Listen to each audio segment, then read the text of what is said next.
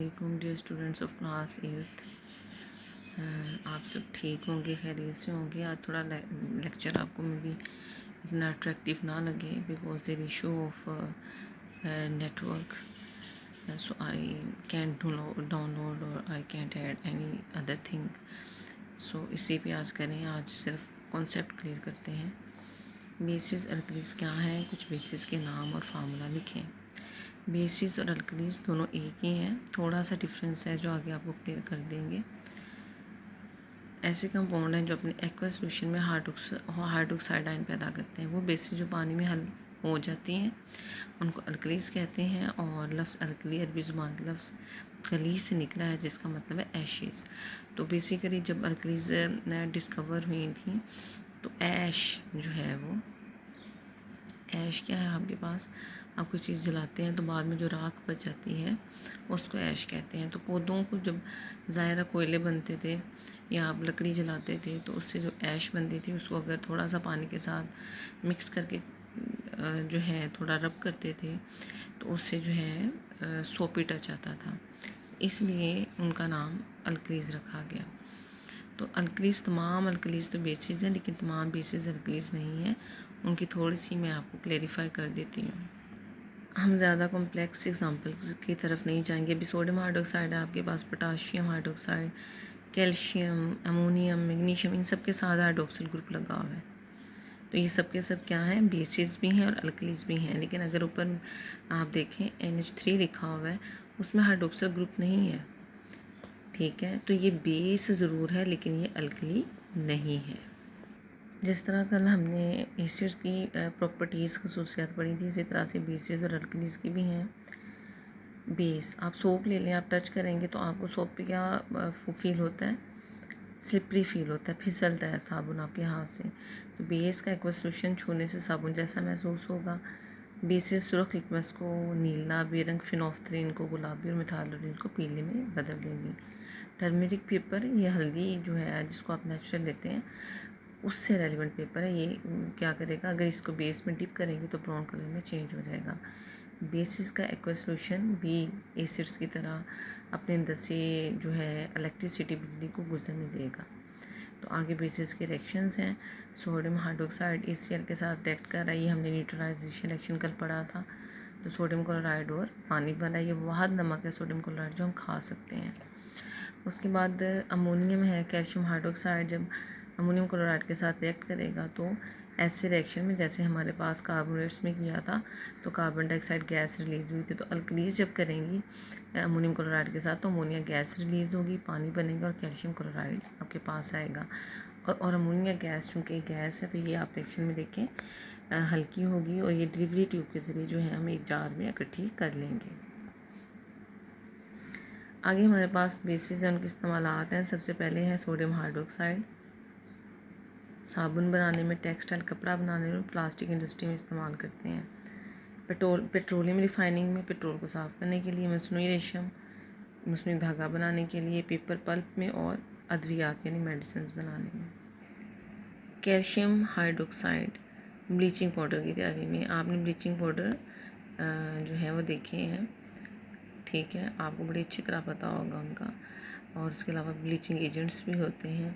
तो कपड़ों में भी आपकी अम्मी जो कपड़े धोते हुए ब्लीचिंग पाउडर की जगह लिक्विड फॉर्म में भी अवेलेबल है तो वो डालती हैं ताकि जो दाग है वो उतर जाए। एसिड से जलने वाले ज़ख्म की मरहम पट्टी के लिए अगर किसी कोई बंदा तेज़ाब से जल गया है तो फ़ौरन से पहले कैल्शियम हाइड्रोक्साइड जो है वो करके उसको न्यूट्रलाइज़ करने की कोशिश की जाएगी। लाइम सल्फ़र स्प्रे बनाने के लिए जो फंगिसाइड, जहाँ फंगस लग जाती है उसको ख़त्म करने के लिए, पानी को नरम करने के लिए। हार्ड वाटर जो है जैसे फैसलाबाद में पानी है तो जल्दी झाग पैदा नहीं करता, ऐसे पानी में अगर हम कैल्शियम हाइड्रोक्साइड डालेंगे तो वो सॉफ्ट में चेंज हो जाएगा। मिट्टी में मौजूद एसिडिटी को ज़ाहिर करने के लिए जब फसलें हैं उनमें बहुत ज़्यादा स्प्रेज हो गए या कुछ इस तरह से एसिडिटी ज़्यादा हो गई है तो फिर उसके ऊपर इसका स्प्रे या इसको ऐड किया जा सकता है उस मिट्टी में। अमोनियम हाइड्रोक्साइड विंडो पैंस, जो आपकी खिड़कियाँ हैं उनके शीशे उनको कह रहे हैं, उनसे ग्रीस साफ़ करने के लिए। कपड़ों के ऊपर अगर इंक के यानी आपकी स्याही के, जैसे बच्चे हैं आप स्टूडेंट्स हैं तो उनके दाग उतारने के लिए अमोनियम हाइड्रोक्साइड इस्तेमाल होता है। और लेबॉर्ट्री में रिएजेंट के तौर पर चीज़ों को हल करने के लिए। अगर शहद की मक्खी काट लें तो उसका एसिडिक होता है, तो उसको न्यूट्रलाइज़ करने के लिए भी अमोनियम हाइड्रोक्साइड यूज़ किया जा सकता है। नेक्स्ट हमारे पास है जी साल्ट्स क्या हैं। हमने पढ़ा एसिड ने बेस के साथ रिएक्ट किया तो सॉल्ट एंड वाटर बना। अब ये सॉल्ट वही है, देख लें। सॉल्ट एक ऐसा कंपाउंड है जो एसिड और बेस की न्यूट्रलाइजेशन से बनता है। सोडियम क्लोराइड एक आम नमक है जो क्या करते हैं हम अपने खानों में इस्तेमाल करते हैं। तो आगे भी बहुत से नमक है लेकिन उनको हम खा नहीं सकते, जैसे सोडियम क्लोराइड है और सोडियम नाइट्रेट है, पोटाशियम क्लोराइड है KCl, potassium nitrate KNO3, ammonium chloride NH4Cl, ammonium nitrate अगर लगेगा NO3 लग जाएगा, NH4 सेम रहेगा। कैल्शियम क्लोराइड है, कैल्शियम सल्फेट है, ठीक, सोडियम कार्बोनेट है, कैल्शियम कार्बोनेट है, सोडियम बाइकार्बोनेट, मीठा सोडा आपके पास है जी, कॉपर सल्फेट, ठीक।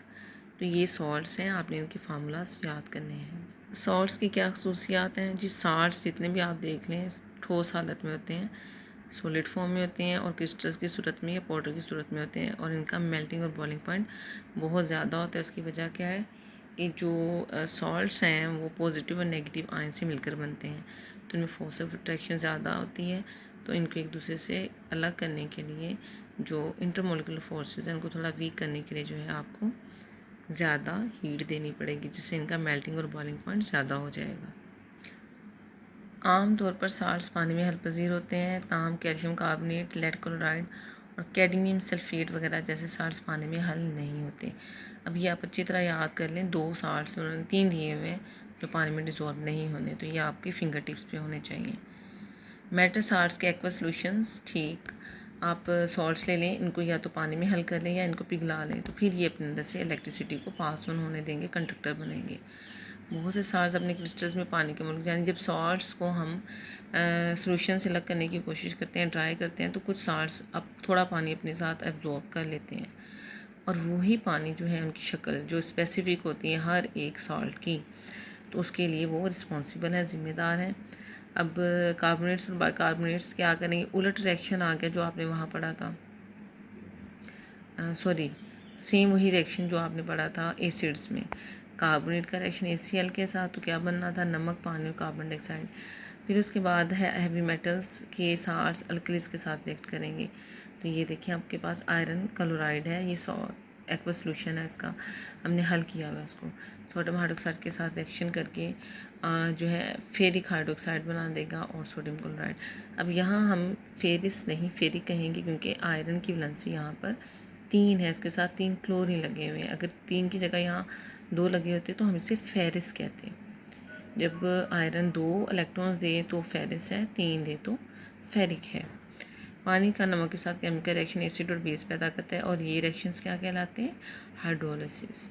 हाइड्रो पानी, लिसिस टूटना, तो पानी का टूटना। सोडियम कार्बोनेट पानी, तो हमारे पास क्या बनेगा, सोडियम हाइड्रोक्साइड और कार्बोनिक एसिड। स्टूडेंट्स आज के लिए काफ़ी है इतना लेसन, थोड़ा मैं आपको ज़्यादा करवा रही हूँ ताकि हम ज़्यादा तैयार कर सकें। आपके ऊपर स्कूल आने का बर्डन नहीं है, आने जाने का आपका टाइम ज़ाया नहीं हो रहा, तो इसलिए इसी टाइम को आप जो है यूटिलाइज़ करें लेसन को लर्न करने के लिए। सी यू टुमारो इंशाल्लाह। अल्लाह हाफिज़।